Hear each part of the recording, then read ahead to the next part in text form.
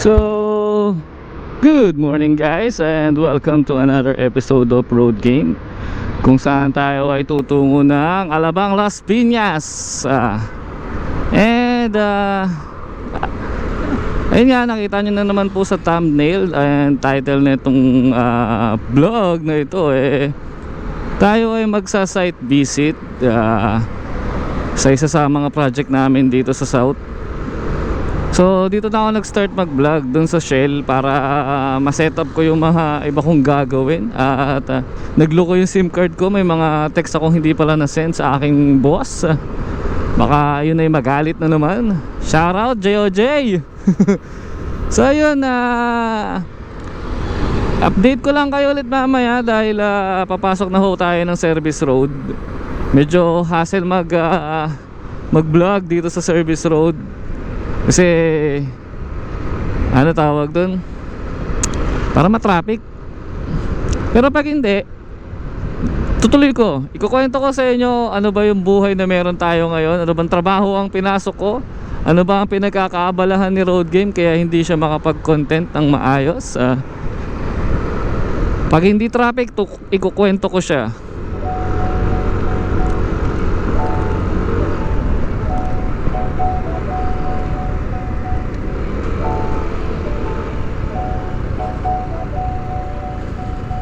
Medyo hindi naman pala traffic.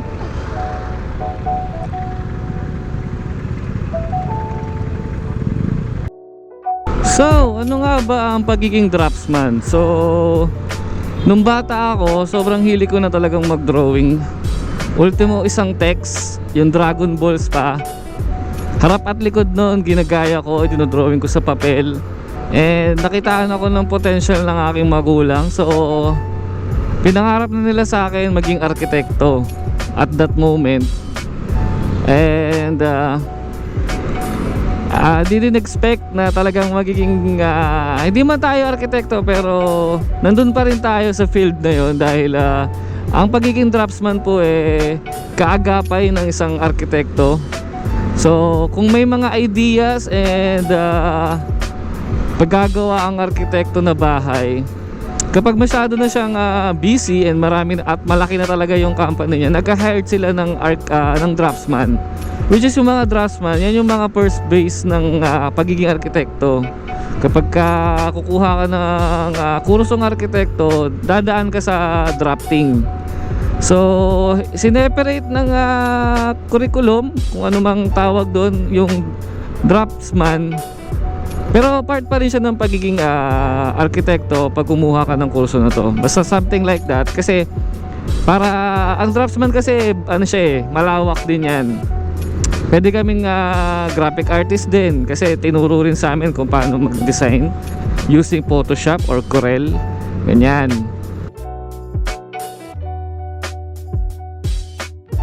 Babalik tayo kapag malaki na yung business ng architect, kumukuha na siya ng mga draftsman para tulungan siya doon sa mga design and drawings niya. So ayun po yung trabaho ko. Gumagawa ho kami ng mga residential buildings and commercials, depende po sa needs ng client. Yan. So 5 days a week ang pasok ko and 8 hours a day.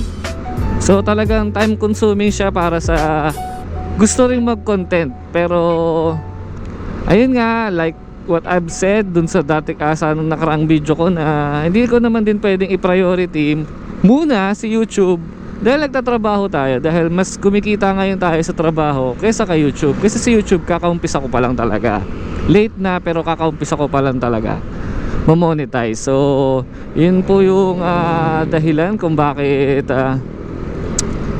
medyo talagang mabagal ang journey ni Road Game. Pero okay lang yan dahil di naman tayo nagmamadali kasi talagang talagang mahirap naman kung papangunahan mo yung mga bagay-bagay.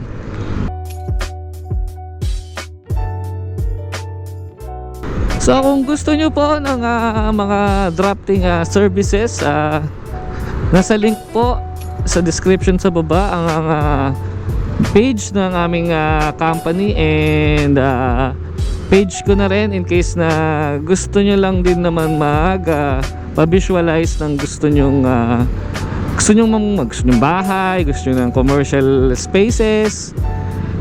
Kinikater ko rin po yan. Meron din po tayong mga kasama para gumawa ng ganyan. So medyo sad to say, talagang priority ko muna si work. Kasi talagang nandito ngayon ang bread and butter ko. Dito tayo kumikita talaga ngayon. Kay YouTube talagang hobby lang talaga muna siya and passion. Nag-enjoy ako kay YouTube sobra, pero not to the point na talagang gigive up ko yung job ko para sa kanya. Hindi pa muna siguro ngayon. Enjoy lang talaga muna kasi sa panahon ngayon mahirap mawalan talaga ng trabaho, guys. Alam niyo yan. Walang kasiguraduhan ng kahapon ay ang bukas. So yan lang, guys. Update ko kayo mamaya kung ano nang mangyari, dahil papasok na tayo dun. Lilipat ako ng kabilang service road eh. See ya.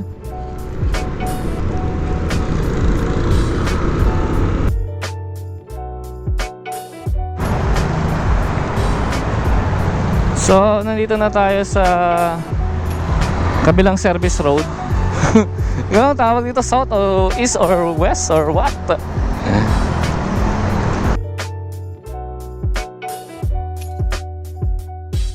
Bale, kanina nung paliko ako, share ko lang to, guys,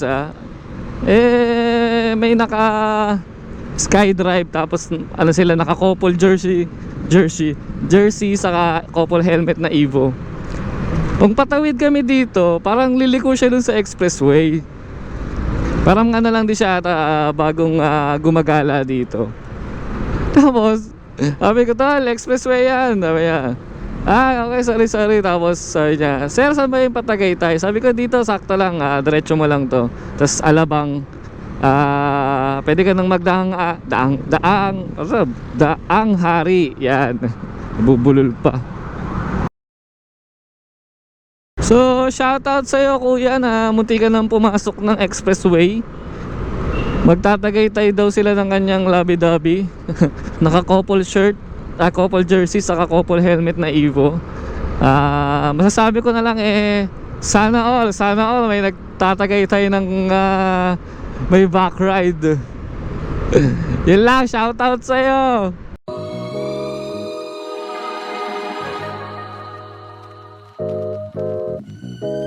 And yes, nasa Alabang na ho tayo. At konti na lang, malapit na tayo sa site. Bali, di na talaga ako nag-vlog dun sa service road kasi traffic na. Bukod pa dun, ang mahirap kasi dun, misa kasi may mga sumisingit-singit na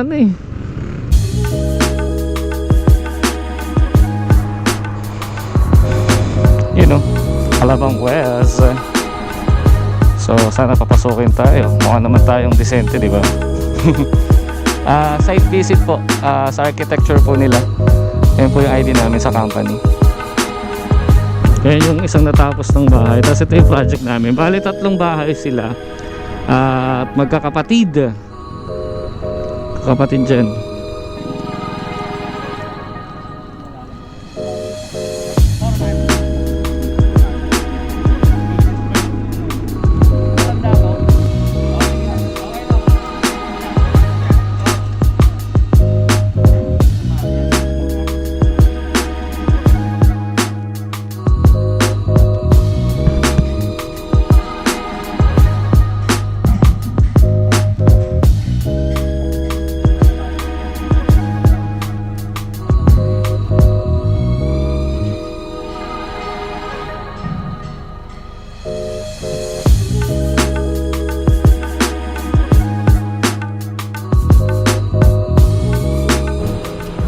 So yun lang, guys, dito pa rin ako sa may Shell bago pumasok ng subdivision. Kumain lang muna ako kasi nabutan na ako ng lunch.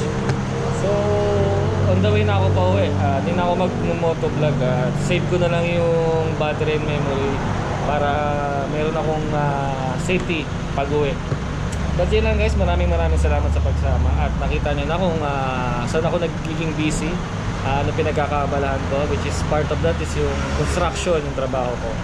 So yun lang guys, maraming salamat. At nagbigyan ko kayo ng idea sa mga bagay na ginagawa ko. So I hope may natutunan kayo and may na-inspired kayo sa ginagawa ko. Yun lang guys, at maraming salamat.